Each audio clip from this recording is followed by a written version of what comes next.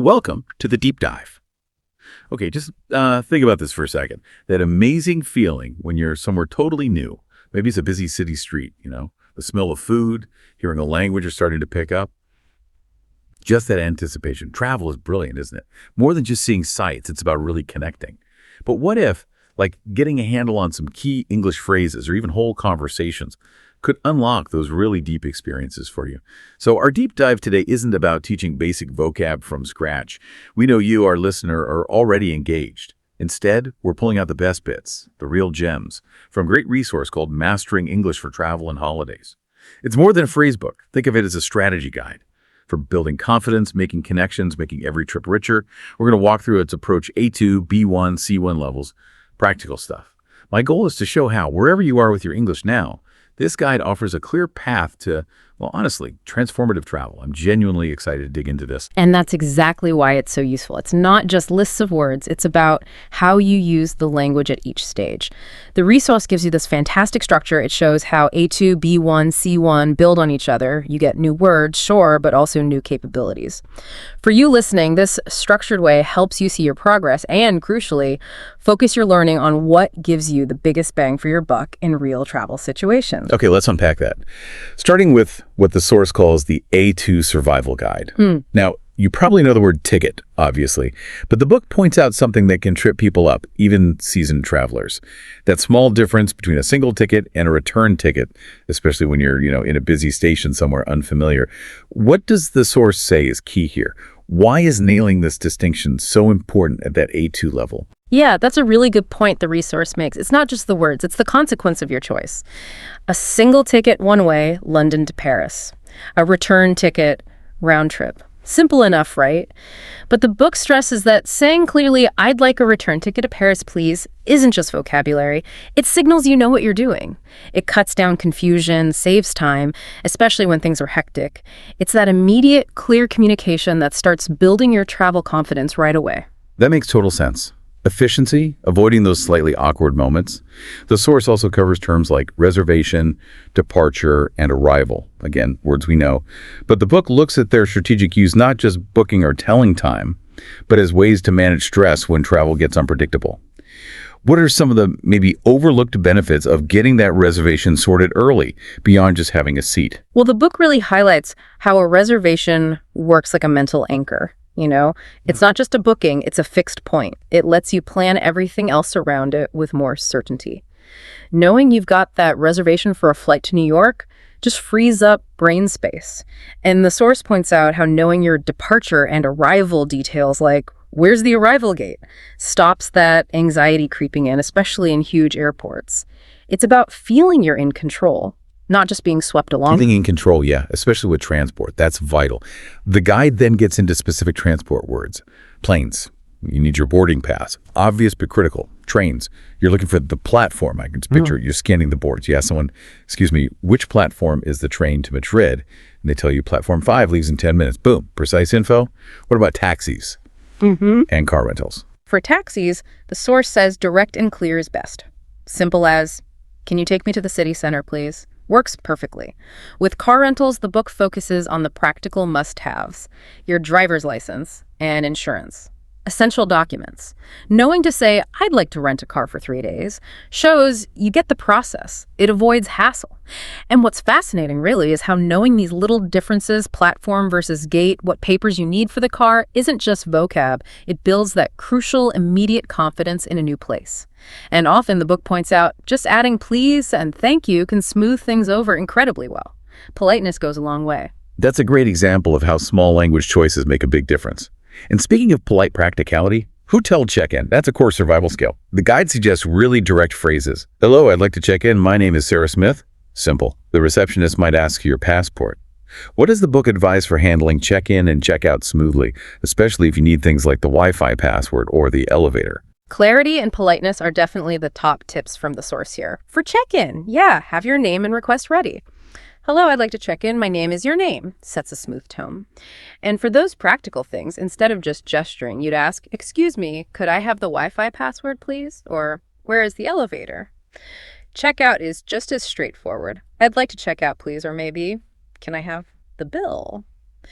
The resource kind of frames these as little mini scripts. They help you feel self-sufficient and confident, and it really encourages practice. Try saying them out loud. Imagine the conversation. Can I see your passport? Yes, here you are. Or practice asking, how much is a single ticket to Rome? Those little rehearsals, they build real muscle memory for when you're actually there. Okay, now this is where it gets really interesting, moving up to the B1 intermediate level. We're past basic survival now. This is about broadening your horizons, actually discussing things, planning your trips with more detail, more color. The book introduces different holiday types, not just labels, but conversation starters. A beach holiday, a city break, skiing, cultural adventure, even a safari holiday. But what the source really hammers home is the power of descriptive adjectives. Words like relaxing, stunning, exciting, delicious, breathtaking. They paint the picture. So you go from just saying, I went on holiday, to confidently sharing, I'm going on a relaxing beach holiday to Greece, or I went on an exciting city break in London. Yeah. How does being able to describe not just what you did, but how it felt really change things? Oh, it's a total game changer, isn't it? The book shows how these adjectives shift you from just reporting facts to actually sharing an experience. It allows for a much deeper connection when you talk to people because you're conveying emotions, sensory details. And beyond describing, the guide points out that planning an itinerary at B1 isn't just making a list, it's strategic. It helps you get the most out of your time culturally and avoids logistical headaches. The resource shows how planning a daily schedule using future tenses like, on Monday, I'm going to visit the Colosseum, and on Tuesday, I'm taking a cooking class, means you're actively engaging with the trip before it even starts. It makes the whole thing feel more intentional, more meaningful. Intentional engagement. I like that. And after you've had these amazing experiences, sharing them is half the fun, right? The book gives a really neat framework for telling travel stories at B1. It's basically structure. When and where. What did you do and how did it feel? Using past tense, using those great adjectives. So not just, I went to Bali, but last summer I went to Bali. The beaches were stunning. And honestly, the food was delicious, much better. Or last year I visited Japan. The temples were just breathtaking. And I even managed to learn arigato for thank you. It builds a story people actually want to listen to. Absolutely. And if we zoom out a bit, these B1 skills, they really let you engage more deeply. You can do more than just, get by. But the source also spends a good chunk of time on the inevitable problems. Things go wrong when you travel, it happens. And it stresses how important it is to stay calm, stay polite when you hit those bumps in the road. Being able to communicate politely but effectively in those moments, it can turn a potential nightmare into just a small issue you sorted out. Right. So when the luggage doesn't show up or the hotel aircon breaks, what specific tips does the book give for keeping cool and polite? Because, let's be honest, panic can set in fast. Exactly. And that's why the resource focuses on being prepared with the right phrases. For lost luggage, it suggests being clear, descriptive. Excuse me, my luggage didn't arrive. Can you help me? It's a black suitcase with a red tag. See? Clear, polite, descriptive. The key is often that opening. Excuse me, can you help me? It signals you need assistance, but you're being reasonable. For a hotel issue, like, hello, the air conditioner in my room isn't working, the guide emphasizes polite but firm assertion. Or if your flight's delayed, asking clearly, excuse me, my flight is delayed, can you tell me when it will depart? The core advice seems to be lead with, can you help me? Or, I'm sorry, but... These phrases tend to get a better response. And again, the book suggests practicing these, like, excuse me, my problem isn't working, can you help? Or, planning ahead, I'm going to visit place next month, it'll be adjective. Yeah. Having those phrases ready gives you a sense of control, even when things feel chaotic. Okay, so what does this all lead to for C1 advanced learners? Now we're talking deeper, more nuanced discussions, really showing you got a command of English. It's so rewarding at this stage. The source dives into that classic tourist versus traveler debate. Now, this might seem familiar, but the book digs a bit deeper than the usual definitions. It frames the tourist as maybe hitting the famous spots, prioritizing convenience, Eiffel Tower, Times Square, you know the type. While the traveler is portrayed as seeking out maybe local markets, trying to immerse themselves in the culture. How does the resource add depth to this idea? Does it challenge it at all? That's a great question. The book actually looks more at the motivations.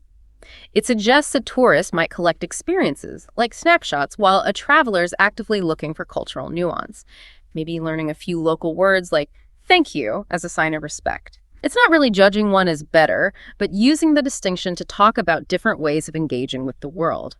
And it introduces vocabulary to match words like immerse, authentic, cultural nuance, not just as definitions, but as concepts shaping how you travel. The guide encourages you to actually debate this, using phrases like, In my opinion, or I'd rather, to articulate your own travel philosophy. It pushes you to think critically. And to sound really fluent, C1 level, the guide says you need more than just good vocab. You need idioms, collocations, because phrases that add that native speaker flair. These are like the linguistic hidden gems for advanced learners. Like, get itchy feet. It's not just wanting to travel, it's that strong urge, right? I've been home too long, I'm getting itchy feet. Or travel light, packing minimally. I always travel light, just a backpack. Simple, evocative, we hit the road to start a trip. We recharge our batteries when we relax. What other examples does the source give that really lift your expression? Oh, there's some great ones. The book highlights how these idioms paint a richer picture. Go off the grid, disconnecting from tech. It suggests intentional solitude. I went off the grid on my mountain retreat. Blaze a trail that suggests exploring new, maybe unconventional paths. She blazed a trail backpacking through remote villages. And that wonderful feeling of discovering travel, catching the travel bug, a real passion. The source also mentions taking the scenic route, choosing beauty over speed. A deliberate choice. And then collocations, words that just naturally go together, breathtaking view, a hidden gem for somewhere special and unknown, a once-in-a-lifetime experience. You might say, the Grand Canyon offered a breathtaking view, truly a once-in-a-lifetime experience. These expressions, the book argues, let you speak with that effortless, nuanced flow of a native speaker. This definitely raises bigger questions, doesn't it? How does exploring these advanced topics push us to think critically about travel's impact on the world? The source brings up some pretty significant global travel challenges, and it encourages looking at different sides of the story. One huge one is over-tourism. What examples does the book use where this has become a real problem, and how does it link this to sustainable tourism? Yeah, it names places like Venice, Barcelona, where the sheer number of visitors puts a massive strain on infrastructure, pushes up living costs for locals, and can even physically damage historical sites or environments. It mentions things like Venice introducing a tourist fee, and discusses whether that actually works, acknowledging it's complicated, no easy fix, and this flows right into sustainable tourism. The source presents this not as some vague ideal, but as concrete actions. Things like choosing eco-friendly accommodation, maybe visiting less crowded places, or during the off-season, using trains instead of planes where possible, supporting local businesses, artisans, reducing your footprint, reusable water bottles, that sort of thing. The book actually asks you, the reader, directly, what can travelers do to support sustainable tourism? It wants you to think actively about your choices. That shift from passive tourist to active, conscious traveler. Very important. The source also looks at digital nomads. This whole trend of working remotely from, say, Bali or Lisbon sounds amazing, right? But the book is this balanced on one hand, on the other hand, view what are the pros and cons it points out. Well, it's a classic case of complex effects. On one hand, yes, digital nomads can bring money into local economies, support cafes, rentals, maybe foster some cultural exchange. That can be positive. But on the other hand, the resource explains how a large influx can really push up housing costs, making it tough for local people. It can strain resources like Wi-Fi or co-working spaces. It's a tricky balance. The book also touches on the need for nomads themselves to be respectful, mindful, and disciplined. It's not about judging, but about understanding the ripple effects of these modern ways of traveling and working. And it uses that same on one hand, other hand structure for the environmental impact of air travel, convenience versus carbon footprint. And briefly touches on staycations too, as an alternative saves money, less environmental impact. That's a lot to think about. Definitely broadens the perspective beyond just booking a flight. And for listeners wanting to practice discussing these complex ideas, the guide suggests using phrases like, do you think over-tourism is a bigger issue than the benefits of travel? Or, starting with, in my opinion, sustainable tourism is essential because it's about structuring your thoughts, building an argument, not just giving a simple answer. So we've kind of walked through the A2, B1, and C1 levels here. We've seen how each step from just getting the right ticket to debating digital nomads builds not only your English, but your confidence, your connection to the world in a much deeper way. Exactly. What this resource really shows, I think, is that mastering English for travel isn't just about learning words.